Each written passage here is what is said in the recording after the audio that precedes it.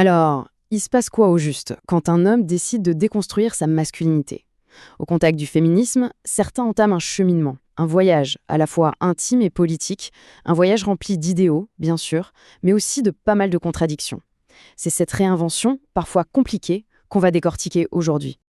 Et pour commencer, cette phrase de l'autrice féministe Bell Hooks, elle va droit au but. Pour elle, pour vraiment connaître l'amour, il faudrait que les hommes renoncent à cette volonté de dominer. C'est un sacré défi qui va bien au-delà de simples ajustements personnels. Alors, concrètement, comment ça se traduit? Bon, pour comprendre la déconstruction, il faut d'abord regarder la construction. C'est quoi, au fond, ce fameux réglage par défaut, ce modèle masculin traditionnel que beaucoup apprennent dès leur plus jeune âge? Le concept central ici, c'est la masculinité hégémonique. Attention, ça ne veut pas dire que tous les hommes sont comme ça. Non, c'est plutôt un idéal social, une sorte de standard à atteindre. Pensez un peu aux héros de films d'action. Forts, compétitifs, toujours en contrôle, et surtout jamais, au grand jamais vulnérables. C'est ce modèle-là qui pose les bases. Et cette pression, eh bien, elle commence très très tôt. Ce témoignage de Sacha, il est vraiment parlant. Pour s'affirmer devant les autres garçons, il a senti le besoin de rejeter, de mépriser un objet qu'il jugeait féminin, trop créatif. C'est l'exemple parfait de comment on valorise l'agressivité au détriment de la sensibilité, et ce, dès l'enfance. Mais ce réglage par défaut, ce n'est pas une fatalité. Parfois, il y a un déclic, un moment de bascule qui vient tout remettre en question. Et souvent, ce tournant, c'est la rencontre avec les idées féministes. Que ce soit sur les bancs de la fac, dans une manif ou tout simplement dans l'intimité d'une relation, c'est comme si on recevait une nouvelle paire de lunettes, une nouvelle grille de lecture pour comprendre le monde qui nous entoure. Ce qui est vraiment fascinant dans ce que dit Noé, c'est que la théorie féministe ne lui a pas seulement parlé des autres, d'un coup, il a trouvé les mots pour comprendre ses propres expériences, son propre malaise face à certaines inégalités. C'est une révélation qui est à la fois intellectuelle et très personnelle. Bon, passons maintenant au cœur du réacteur. Comment est-ce que ces grands idéaux se confrontent à la réalité, parfois un peu chaotique, de la vie de tous les jours?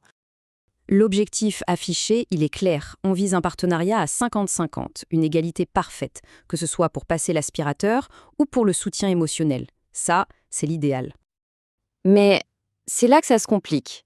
Le fameux fossé entre la théorie et la pratique. Parce que les chiffres, eux, ils sont têtus.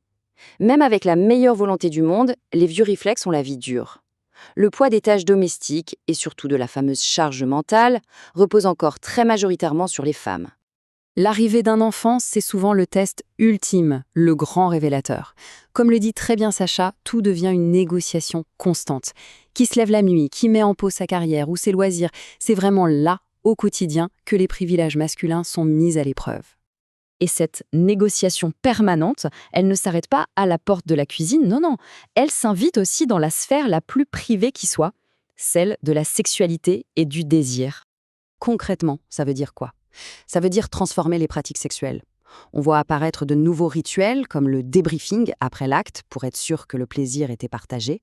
Mais ça va plus loin. Il s'agit de remettre en cause le modèle très phallocentré, très centré sur la pénétration de la sexualité hétéro. L'idée, c'est de décentrer le plaisir. Pour certains, comme Fabrice, ça passe par l'exploration d'autres zones érogènes ou l'utilisation de sextoys. C'est une manière de sortir des sentiers battus et parfois même d'inverser les rôles traditionnels d'actif et de passif. En explorant des pratiques peut-être moins conventionnelles, on peut carrément reconfigurer les dynamiques de pouvoir dans le couple. Laurent, par exemple, décrit ce sentiment de vulnérabilité, ce renversement des rôles. L'intimité, du coup, se détache de l'idée d'un contrôle masculin. Mais attention, tout ce parcours de transformation personnelle ne se fait pas dans une bulle, évidemment. Il se heurte de plein fouet aux pressions de la société et à des limites bien réelles. Le monde moderne ajoute ses propres obstacles. Prenez les applications de rencontres. Elles transforment l'amour en une sorte de marché compétitif qui valorise la performance. Et surtout, elles nourrissent ce qu'on appelle le FOMO amoureux, cette peur de passer à côté d'un meilleur partenaire, ce qui rend l'engagement sincère beaucoup plus difficile. Et puis, il y a un point crucial à souligner, un angle mort important.